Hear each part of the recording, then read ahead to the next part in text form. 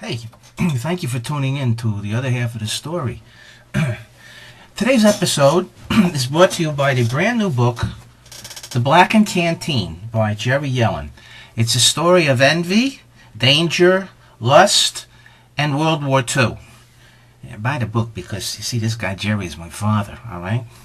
Okay, today's story is going to take us back quite some time, to a couple of centuries ago, to a little place called Israel.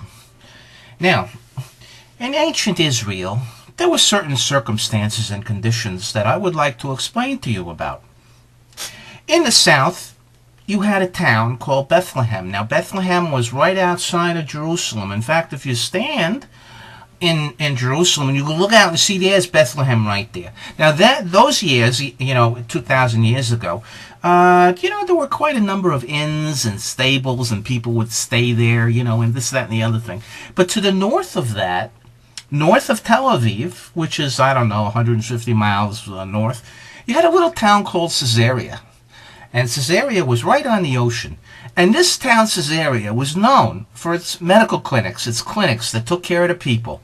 There were about 10 or 15 free clinics in Caesarea that the people in the population would go to when they had medical problems.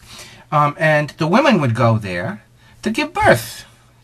They give birth there, and they called it a cesarean because they're in Caesarea. See, that makes sense, right? Okay. So anyway, let's say there was this couple, and their names, let's say they were Joseph and Mary. And Joseph and Mary, they didn't have a lot of money, and they couldn't make it up to Caesarea. So what happens, they go to Bethlehem, and they have to stay, there's no room in the hotel there. Later on, years and years later, the Sheraton went in there and they bought up all the hotels and stuff. But those years ago, they had just these like little inns, and if the innkeeper didn't like you, you couldn't stay there. So they went and they stayed in the stable next door where all the livestock were kept, and they were going to have a baby. So what happens? They have the baby, and they had what's called, in those days, a vaginal birth, okay? A vaginal birth. Now, they couldn't afford the cesarean birth. So they had the vaginal birth. That happened, that we know. But, you see, language is a funny thing. The word virgin and the word vaginal, in those days, they were intertwined. Like this, some people didn't know the difference. So they started saying, not she had a vaginal birth, but she had a virginal birth. Okay, that's what happened.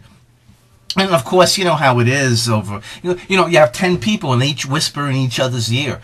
When it gets to the 10th person, the story's going to be different, You know what I mean? So that's what happened back then. And I got to this thing, that whole ball of wax, the ball of string grew. What did she have? She didn't have a virginal birth. She had she didn't have a vaginal birth. She had a virginal birth. So it was a big, confusing ball of wax. Unfortunately, there were no newspapers back then to report the facts. And so it led to a very confusing state of mind. And now you know the other half of the story.